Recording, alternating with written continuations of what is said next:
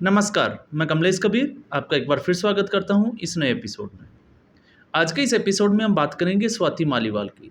स्वाति मालीवाल वैसे तो काफ़ी समय से चर्चाओं में थी, लेकिन लोकसभा चुनाव के परिणाम के बाद में मीडिया हाउस और सोशल मीडिया पे स्वाति मालीवाल का नाम जो है वो ट्रेंड करना कुछ कम हो गया था। लेकिन इसी बीच स्वाति मालीवाल ने एक विपक्षी गठबंधन के सभी नेताओं को, सभी बड़े नेता, चाहे वो राहुल गांधी हो, ममता बनर्जी हो, शरद पवार हो, उद्धव ठाकरे हो, सभी नेताओं को एक चिट्ठी लिखी है और उस चिट्ठी में न्याय की गुहार लगाई है। और इस चिट्ठी के बाद में अब जो है वो कहीं ना कहीं अरविंद केजरीवाल की टेंशन के बाद में विपक्षी गठबंधन की टेंशन भी बढ़ती हुई नजर आ रही है। और ऐसा इसलिए क्योंकि संसद का सत्र जो है वो बहुत ही कम समय में शुरू होने वाला है। तो सबसे पहले हम बात करते हैं स्वाति मालीवाल की। स्वाति मालीवाल आप सभी को पता है, महज 29 साल की उम्र में उनको दिल्ली में महिलाओं का जो है आयोग था, उस आयोग का हेड बना दिया गया। लंबे समय तक ये अरविंद केजरीवाल के साथ जुड़ी रही। इंडिया अगेंस्ट करप्शन के जो एक अभियान चला था, एक मूवमेंट चला था, उसके बाद से ही। और आप सोच के देखिए कि इतनी कम उम्र में स्वाति मालीवाल को इस तरीके से जो है वो प्रमोट किया गया आम आदमी पार्टी के द्वारा।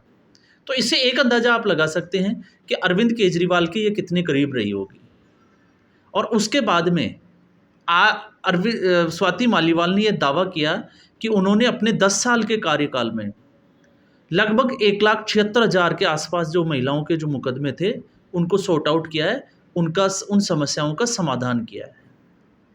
तो ये जो है वो स्वाति मालीवाल। उसके बाद में स्वाति मालीवाल ये लगातार जो है आपने देखा होगा, चाहे वो महिला पहलवानों का धरना हो, चाहे किसी कहीं पे महिला अत्याचार की बात हो, और विशेष तौर से अगर भारतीय जनता पार्टी के किसी राज्य में अगर ऐसा है तो फिर स्वाति मालीवाल उस पूरे मुद्दे को जो है वो बढ़ा चढ़ाकर दिल्ली में उठाते थे। उसके बाद में स्वाति मालीवाल को राज्यसभा में जो है वो सांसद बनाया गया, राज्यसभा में भेजा गया। राज्यसभा में सांसद बनाने के बाद में आपको पता होगा, जब अरविंद केजरीवाल को ईडी के द्वारा सम्मन जारी किए गए, उसके बाद से राघव चड्ढा और स्वाति मालीवाल दोनों ही जो है वो कहीं ना कहीं आम आदमी पार्टी से दूरी बनाए हुए थे। और खबर ये थी कि स्वाति मालीवाल जो है वो अपनी बहन के पास, उनका इलाज चल रहा था, इसलिए वो विदेश में रुकी हुई थी। फिर स्वाति मालीवाल का जो है वो इंडिया में आना, अरविंद केजरीवाल का अरेस्ट हो जाना उससे पहले, और जब स्वाति मालीवाल भारत आती है, लौटती है, तो उसके बाद में वो अरविंद केजरीवाल से मिलने नहीं जाती है। अरविंद केजरीवाल जो है वो जेल से छूटते हैं, और जेल से छूटने के बाद में स्वाति मालीवाल उनके घर पहुंचती है। और घर जब वो पहुंचती है तो आपको पता होगा फिर उसके बाद में एक नया कांड हो जाता है। अरविंद केजरीवाल को लग रहा था, आम आदमी पार्टी को भी यही लग रहा था कि अरविंद केजरीवाल जेल से बाहर आएंगे तो उनको लोकसभा चुनाव में जो है वो बड़ी मदद मिलेगी, एक माहौल तैयार हो जाएगा, जिस माहौल को आम आदमी पार्टी तैयार करने की कोशिश कर रही थी। लेकिन उलट इसके स्वाति मालीवाल का जो कांड हुआ, उनके साथ मारपीट की गई उनके मुख्यमंत्री आवास के ऊपर विभव कुमार के द्वारा। उसके बाद में स्वाति मालीवाल ने जो है वो पुलिस को कॉल भी किया रैंडमली, लेकिन एफआईआर भी दर्ज नहीं करवाई। और फिर उसके बाद में संजय सिंह का स्वाति मालीवाल के घर जाना, और फिर उसके बाद में संजय सिंह एक प्रेस कॉन्फ्रेंस करते हैं, और प्रेस कॉन्फ्रेंस में वो जो है वो इस चीज़ को मानते हैं कि स्वाति मालीवाल के साथ गलत हुआ है, अभद्र व्यवहार हुआ है, और ये सारा मैटर जो है वो केजरीवाल के संज्ञान में है और वो जल्दी ही बड़ी कार्रवाई करेंगे। लेकिन अगले ही दिन लखनऊ एयरपोर्ट के ऊपर विभव कुमार को संजय सिंह और अरविंद केजरीवाल के साथ देखा जाता है, और उसके अगले दिन स्वाति मालीवाल जो है वो पुलिस थाने पहुंचती है और अपनी एफआईआर दर्ज करवा देती है। और उसके बाद में लोकसभा चुनाव में आम आदमी पार्टी का क्या असर हुआ दिल्ली में, वो हम सभी ने देखा। लेकिन अब हम बात करते हैं कि आखिर ये चिट्ठी ऐसे समय में क्यों, जब संसद का सत्र शुरू होने वाला है। तो अरविंद केजरीवाल की समस्याएं तो पहले से ही बढ़ी हुई है। राज्यसभा में, लोकसभा में लग रहा था कि लोकसभा में जो है वो आम आदमी पार्टी, जिस तरीके से दावे किए जाते थे कि बहुत सारी सीटों पे जीत के आएंगे, लेकिन सिर्फ 3 सीटें मिली। अब जिस तरीके से ये चिट्ठी विपक्ष के नेताओं को लिखी गई है, तो अब ऐसा आप इसको जो है वो संसद के सत्र के साथ जोड़कर देख सकते हैं, क्योंकि संसद के सत्र में इस वक्त विपक्ष जो है, चाहे वो कांग्रेस पार्टी हो या दूसरी पार्टियां हो, इस वक्त आक्रामक रूप जो है वो अपनाए हुए हैं, भारतीय जनता पार्टी के ऊपर जो है वो ज़्यादा हमलावर है। और ऐसी स्थिति में बैठे बिठाए जो है वो भारतीय जनता पार्टी को स्वाति मालीवाल ने एक नया मुद्दा दे दिया, जिसके तहत वो आम आदमी पार्टी के साथ साथ विपक्षी पार्टियों को भी अब संसद सत्र में घेर सकती है। क्यों? क्योंकि जहां कांग्रेस पार्टी राहुल गांधी की छवि बनाने में लगी हुई है, और छवि एक आक्रामक नेता के रूप में, और एक ऐसे प्रोजेक्ट किया जा रहा है जैसे नरेंद्र मोदी को अगर कोई टक्कर दे सकता है तो अब सिर्फ राहुल गांधी ही दे सकता है। लेकिन इस बीच अब राहुल गांधी के लिए बड़ी समस्या खड़ी ये हो गई है कि क्या वो स्वाति मालीवाल को मिलने का समय देंगे या नहीं देंगे। अगर मान लीजिए राहुल गांधी स्वाति मालीवाल को मिलने के लिए समय देते हैं, तो उसके बाद में विपक्षी गठबंधन की टूट जो है वो आपके सामने आ जाएगी। क्यों? क्योंकि अब तक कांग्रेस पार्टी और आम आदमी पार्टी, वैसे आपने देखा होगा, दोनों छद्म युद्ध लड़ रहे थे, प्रॉक्सी वार जिसको हम कहते हैं। दोनों जो है वो छुप छुप कर एक दूसरे के ऊपर तीर चला रहे थे, वार कर रहे थे, लेकिन आमने सामने एक दूसरे के ऊपर टिप्पणी करने से बच रहे थे।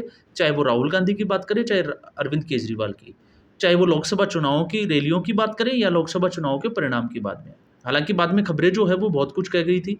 खबरें ये भी थी कि आम आदमी पार्टी ने ये घोषणा कर दी थी कि अब वो गठबंधन का हिस्सा नहीं है और विधानसभा चुनाव जो है वो स्वतंत्र रूप से लड़ेंगे। और यही ठीक जो है वो टिप्पणी कांग्रेस पार्टी की तरफ से भी थी। लेकिन अगर राहुल गांधी क्या स्वाति मालीवाल के साथ खड़े होंगे, अगर ऐसा होता है तो फिर ये जो है वो जगजाहिर हो जाएगा, और इसमें जो है वो टूट या दरार इसकी हम बात कर सकते हैं कि विपक्षी गठबंधन में आना शुरू हो जाएगी। और अगर कांग्रेस पार्टी स्वाति मालीवाल के मुद्दे पे खामोश रहती है, उनको मिलने का समय नहीं दिया जाता, तो भारतीय जनता पार्टी को जो है वो महिलाओं के ऊपर अत्याचार को लेके एक विपक्ष को घेरने का मुद्दा मिल जाएगा, और जिसकी पूरी संभावना है कि भारतीय जनता पार्टी उसको संसद में उठाएगी। और ऐसा मैं इसलिए कह रहा हूँ क्योंकि संजय सिंह को आपने देखा था संसद में वो कैसे उछल उछल के कागज़ फेंकते थे, टेबल के ऊपर चढ़ जाते थे और तमाम तरह के हल्ला शोरगुल करते थे। लेकिन इस बार संजय सिंह ने खुद कबूल किया था कि स्वाति मालीवाल के साथ अभद्र व्यवहार हुआ है विभव कुमार के द्वारा, उनके ऊपर जो है वो बड़ा एक्शन लिया जाएगा। तो ऐसी स्थिति में इस बार भारतीय जनता पार्टी पूरा प्लान करेगी कि वो संजय सिंह को किस तरीके से घेर के रखें, और ये सारा कुछ जो है वो हमें संसद सत्र में देखने को मिलेगा। लेकिन इससे पहले कांग्रेस पार्टी की अगर हम बात करें तो कांग्रेस पार्टी के लिए अब समस्याएं जो है वो कम भी नहीं है। जहां कांग्रेस पार्टी की सीटें बढ़ी है, एक माहौल बनाने की जो है वो तैयारी शुरू की गई थी चुनाव परिणाम के बाद में कि कांग्रेस पार्टी जो है वो मॉरली उसकी जीत हुई है और भारतीय जनता पार्टी की हार हुई है। हालांकि भारतीय जनता पार्टी को 240 से ज़्यादा सीटें मिली और पूरे विपक्ष को 240 सीटें भी नहीं मिल पाई, लेकिन इसके बावजूद जो है वो एक नैरेटिव तैयार किया गया और लगातार जो है वो नरेंद्र मोदी को टारगेट किया कि बैसाखी की सरकार है। लेकिन ऐसी स्थिति में आपने देखा होगा राधिका खेड़ा, उन कांग्रेस पार्टी के ही जो कार्यकर्ता थे उन्होंने उनके साथ अभद्रता की, लेकिन उसके बाद में राधिका खेड़ा के मामले में कांग्रेस पार्टी ने कोई सुनवाई नहीं की। तो उम्मीद कम है कि स्वाति मालीवाल को जो है वो राहुल गांधी मिलने का समय देंगे और मिलके उसके बाद में जो है वो समस्याओं का समाधान निकलेगा, ऐसा लगता नहीं है। दूसरा, आम आदमी पार्टी के लिए भी समस्या ये बनी हुई है कि वो सीधे तौर से स्वाति मालीवाल का इस्तीफा नहीं मांग सकते, क्योंकि बीच में एक खबर आई थी कि वो जो है वो सीट हो सकता है अभिषेक मनु सिंघवी को देना चाहें, लेकिन स्वाति मालीवाल ने इस्तीफा देने से मना कर दिया था। और ना जो है वो आम आदमी पार्टी स्वाति मालीवाल को निष्कासित कर सकती है, क्योंकि दल बदल कानून जो है उसके हिसाब से ऐसा जो है वो कुछ भी पॉसिबल नहीं है, कानूनी प्रक्रिया का एक हिस्सा बन जाता है।